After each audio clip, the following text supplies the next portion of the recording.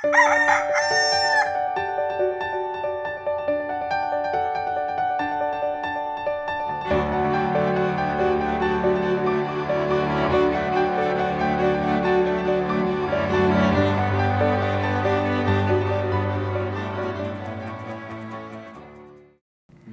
umaga mga kapamilya.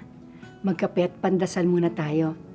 Ako si Risa Singson Kaupeng, Editor-in-Chief ng Kirigma Magazine. Nung nakaraang buwan, pumanaw ang isa sa mga nanguna sa charismatic renewal dito sa Pilipinas. Si Mike Joseph ay 60 taong gulang pa lang nung siya'y pumanaw noong October 10. Siya ang naging spiritual mentor ng mga ngaral na si Bo Sanchez nung kanyang kabataan.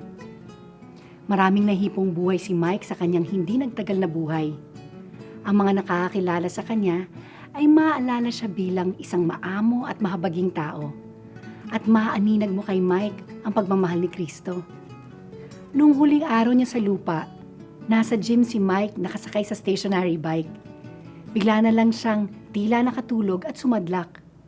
Wala na siyang hininga nang siya'y dumating sa ospital.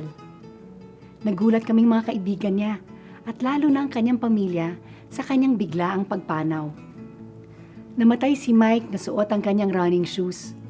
At alam namin na sa huling sandali ng buhay niya, siya'y tumakbo patungo kay Jesus. Kapamilya, tumatakbo ka ba patungo sa hangganan upang makamtan ang gantimpala ng pagtawag sa atin ng Diyos?